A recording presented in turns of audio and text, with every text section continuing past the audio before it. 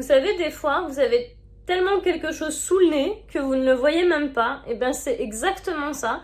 Je ne vous ai même pas encore parlé d'un de mes précieux, un des livres de mon panthéon, qui est Profane de Jeanne Benhammer. C'est l'histoire d'Octave, 90 ans, qui est un ancien chirurgien du cœur.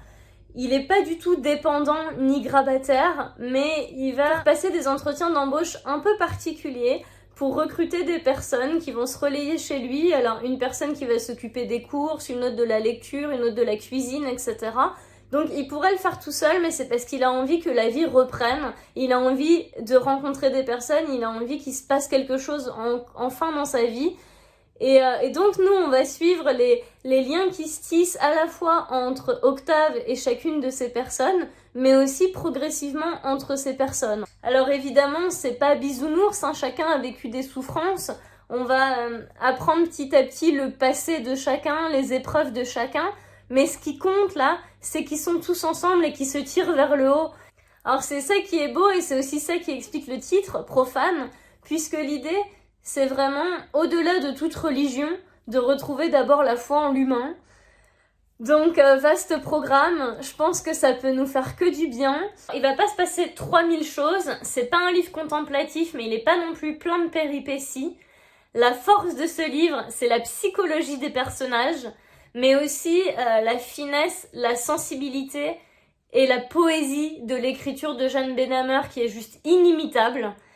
La première fois que j'ai lu ce livre, j'ai passé mon temps à noter des phrases dans un carnet en me disant mais qu'est-ce que c'est beau et qu'est-ce que j'aurais aimé écrire ça.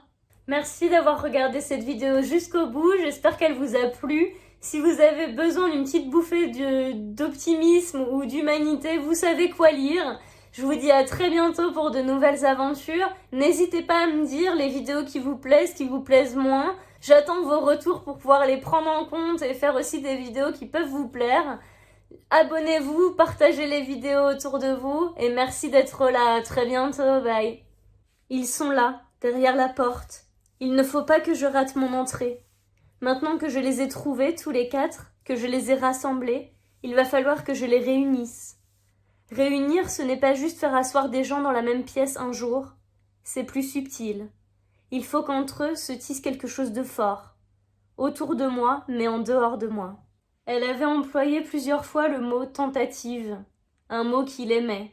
C'était celui qu'il employait pour baptiser le fait de vivre. Une tentative. Un mot humble qui donne le droit de se tromper, d'errer, de recommencer. Quand je n'ai plus de refuge, je vais dans les mots. J'ai toujours trouvé un abri là. Un abri creusé par d'autres que je ne connaîtrai jamais et qui ont œuvré pour d'autres qu'ils ne connaîtront jamais. C'est rassurant de penser ça.